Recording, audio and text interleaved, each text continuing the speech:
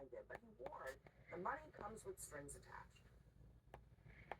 It's really meant to help a good financial philosophy. I'm with this man because his philosophy is correct. And he may win and he may not win, but I think he's going to win.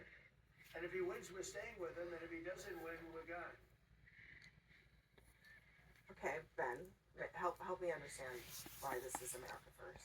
I think it's America first because you have allies around the world.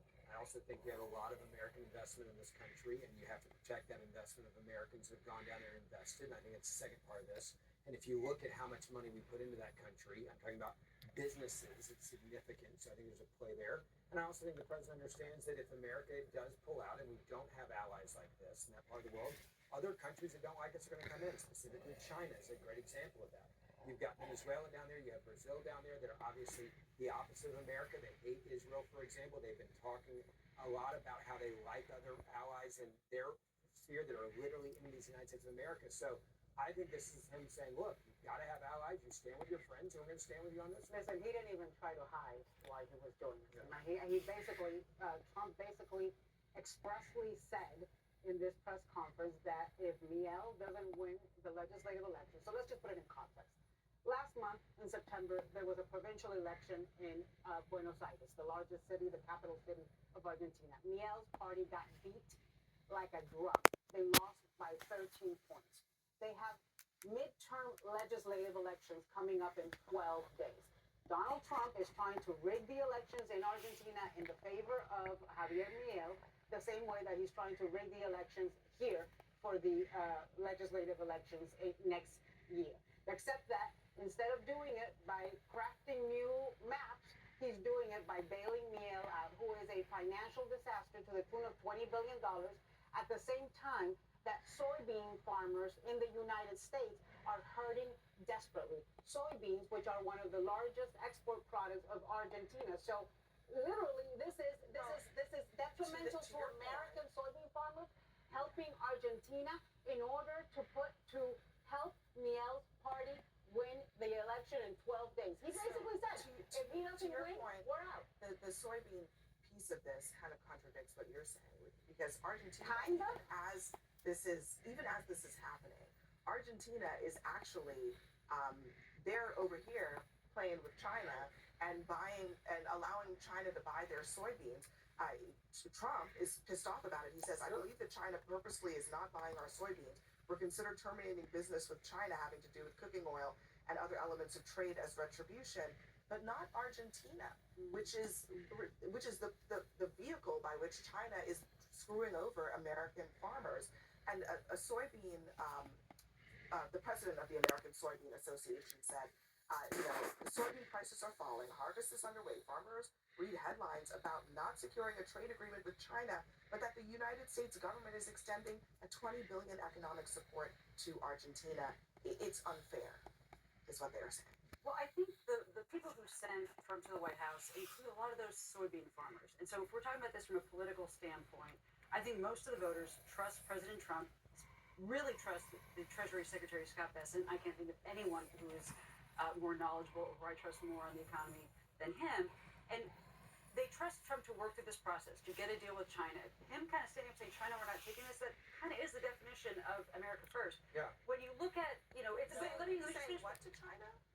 When he pushed back on soybeans and saying we were going to strike a deal. But when you look at these groups, let me finish my thought. Because he has You're saying a lot of tariffs. That's saying an awful lot. You have we have tariffs on China. Let's be clear. You have the soybean farmers, and if this is who we're talking about, like we have to worry, and they're the ones who are going to be upset when it comes to soybeans. Look at who those voters support. By 34 points, those voters support Trump and the Republican Party, not Democrats. And it's because we can sit here and say, why is Trump doing this? Because he is the one that is offering it to voters to improve the economy, to bring. I'm just asking us to apply,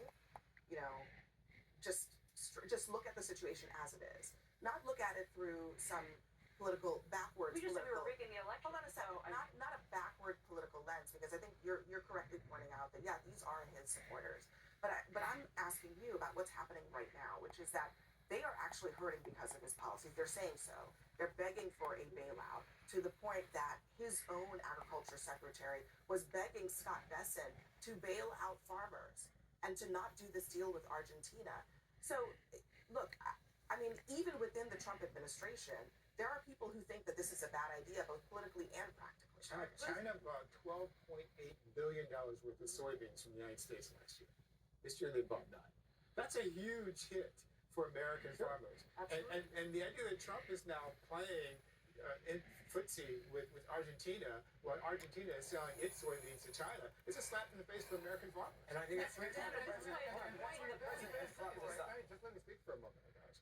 And it's a slap in the face to American farmers. It's a slap in the face to government workers who are now out of work, not being paid for 2 weeks, while Trump is giving Tell the Democrats to vote for clean CR. $20 billion to a foreign But government. let me ask you another question. Why is it that faith in the president makes a difference. Let me ask one Because they other trust him question. to get to the Why end. is it okay for the Trump administration to take failed economic policies in another country and literally put American tax dollars to bail those failed policies out? Why is that okay? Because Miel has been sucking up to him for years, because he likes Miel and because he likes to reward those that suck up to him Okay, and punish those that don't. Sure, So- but so let me respond to what's your view of this? Because I don't understand. There's two different I don't understand why. If the economic policies are good and right, it should not result in a foreign country needing to bail out You the may not entire like economy. the friendship here that the president has with a country that is, he believes, a friend and ally of the United States of America. You can go back to Joe Biden's exact words by a guy, by the way, that doesn't really like America. Quote, "It was great seeing down my friend and partner in democracy, Lula, at the White House. My friend and partner in democracy," a guy that's completely not in favor of democracy, who also went to Maduro's swearing in, and oh, by the way, said that... You're making a point. But did Joe The Biden bail difference out is- Lula? I think he clearly had policies that were nice. Did he They bail were out? clear. Did he bail him out? Again, I go back to what I... Ben, did he Listen, bail him out to the tune of $20 billion? He didn't send $20 billion directly. The Okay. difference with this Did he president do is it when he or says he's not? going to do something, he doesn't. The other president Because says, "Come to the White House, obviously- man of democracy." We agree that Leader of democracy. Trump told the soybean farmers that voted for him last year that he was going to bail out Argentina to their detriment. No, the That he president of was the going United to make States. it possible so Again, that China would be I would go buying back to from what the Argentina president instead of said the United States. today. The president said today he's angry at China for not buying soybean. I think you're going to see a very big course correction there. He has done this through tariffs. I believe he's going to win, just like he's winning everywhere else around the country. He's one. He's And, got China to buy and I can soybeans tell you, this year, right? I can tell you who's. Again, a tariff war is a tariff war. Like, Yeah. it's a big boy game, Okay. and when you play big boy games, it takes some time. And there are All right, going to be Welcome to the big league. there's All right, going to be guys. farmers Inconsistent. declaring I wish you guys cared this much about farmers in the last 4 or 5 Ben, 6 years. let me I really do. Ben, I'm don't glad say you that guys here. are doing He's that. going to trust Trump more than They voted for Trump Hold on a because they second. feel And that they- I come from a farming Hold on a community. second. My Well, father was the farmers minister of didn't vote for the agriculture. I Democrats. know more about that. I have Farmers farms voted in for Florida. Trump. Yes. Farmers voted And I for Trump. Not because of the soybean policy, that's for sure. They voted for Trump I bet because you you- guys abandoned Like, farmers some- for I bet decades. you some of them- That's a whole All right, other guys, one at a conversation time, please. Just 1 second, okay? That is Hold the on a point. second. Hold on. Okay, look. At the end of the day, we know what's going to happen with the farmers, Ben. They're going to bail out the farmers too. And for, free market conservatism, this must be a tough pill to swallow. Bailing out foreign governments, bailing out farmers, tariffs, centrally controlled economies. This is all happening under President Donald Trump and the Republican Party, and it's very different from the Republican Party that I know that you came up in, when all of those things were not things that you guys would have run on. So it's just interesting that all of a sudden it's just fine. I didn't say When it's fine. before What I said was it's when before standard it was called allies, socialism. And if you know it's going to if go the to someplace Democrats like had to do China, it.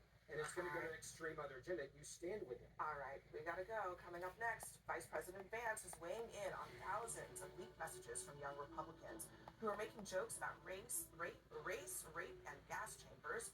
We'll discuss that next.